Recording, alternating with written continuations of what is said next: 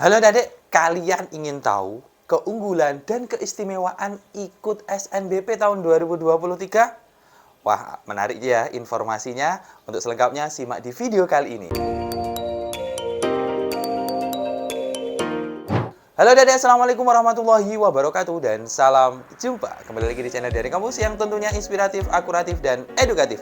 Halo adik-adik kelas 12 SMA, SMK di seluruh Indonesia. Bagaimana kabarnya hari ini? Semoga kalian diberi kesehatan, dimudahkan rezekinya, dan tentunya tetap semangat meraih kampus impian kalian di tahun 2023 besok di berbagai jalur. Amin amin ya rabbal alamin.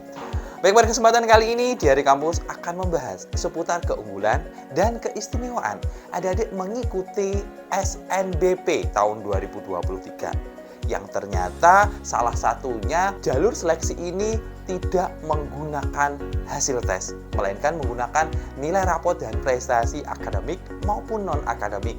Wah, menarik sekali bagi adik-adik yang ingin masuk di PTN atau perguruan tinggi negeri tidak menggunakan tes. Untuk selengkapnya, simak video ini dari awal sampai akhir agar adik-adik mendapatkan informasi secara utuh dan menyeluruh.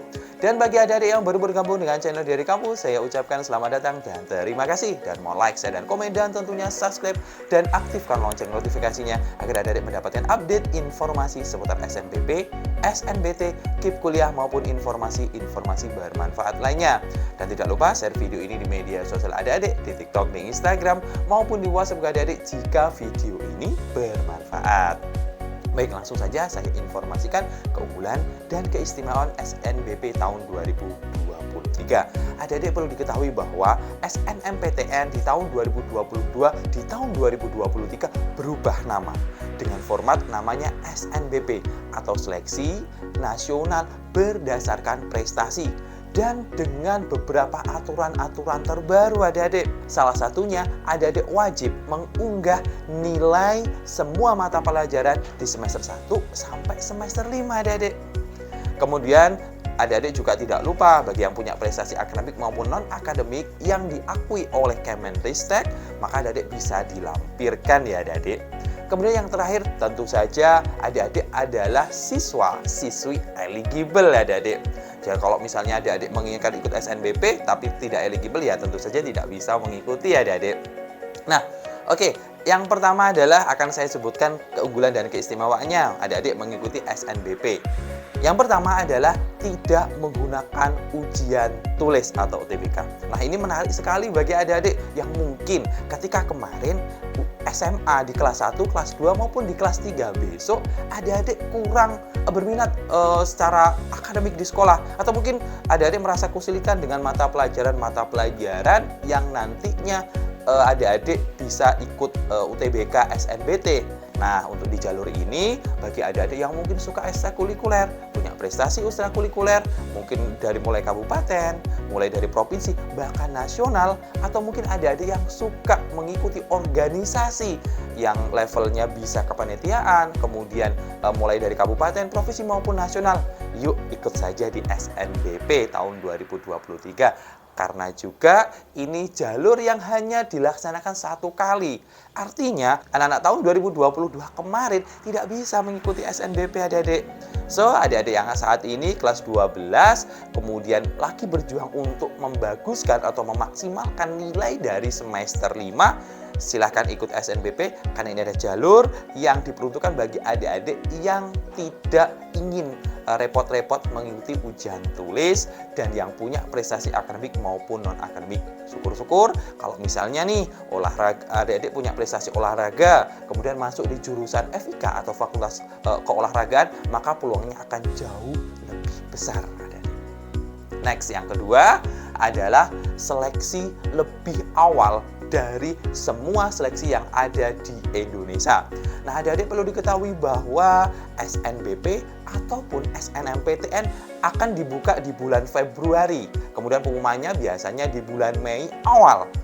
Kemudian di situ adik-adik bisa kita informasikan bahwa itu adalah satu-satunya jalur seleksi non-tes yang pengumumannya di awal atau mungkin lebih awal daripada anak-anak yang mengikuti tes-tes yang lain.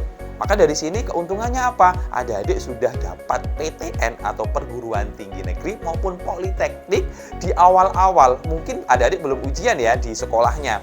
Sehingga adik-adik nantinya akan punya waktu lebih banyak untuk mempersiapkan dunia perkuliahan yang insya Allah akan biasanya dilaksanakan atau diawali di bulan Agustus. Bisa dibayangkan kalau di bulan Mei adik-adik sudah diterima di PTN, dari Mei sampai bulan Agustus adik sudah bisa mempersiapkan dengan baik mulai dari administrasinya, kemudian biaya hidupnya maupun mungkin mempersiapkan tempat tinggalnya adik-adik di kota yang adik-adik tuju. Tentunya ini juga menjadi berkah bagi adik-adik yang lulus SMA, apalagi yang kemarin belajarnya 2 tahun COVID. Kalau adik-adik bisa diterima di SNBP, maka ini adalah hal yang sangat luar biasa, Mbak. Kemudian yang ketiga adalah SNBP terkoneksi dengan beasiswa KIPK. Nah, ini menarik sekali dan ini informasi mungkin ditunggu-tunggu oleh adik-adik dari mulai SMA maupun SMK, adik-adik, bahkan gap year ya, adik-adik. Nah, untuk SNBP sudah diinformasikan oleh Kemenristek terkoneksi dengan beasiswa KIPK. Artinya, kalau adik-adik bisa diterima di SNBP, kemudian nanti bisa diterima di KIPK, adik-adik akan dibiayai selama adik-adik lulus, kemudian juga per bulannya akan dapat tunjangan. Minimal untuk tahun lalu mendapatkan tunjangan sekitar 850.000, bahkan bisa lebih tergantung dengan daerah yang adik-adik tuju di PTN itu ada ya adik-adik.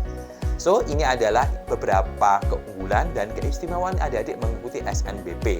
Untuk saat ini, yang kelas 12, sekali lagi maksimalkan prestasinya adik-adik, agar nanti biasanya di bulan Januari sudah diumumkan untuk pendataan PDSS, adik-adik bisa mendaftar. Kalau prestasi akademik adik-adik bagus, maka peluang diterima di SNBP jauh lebih besar dibandingkan teman-teman adik-adik.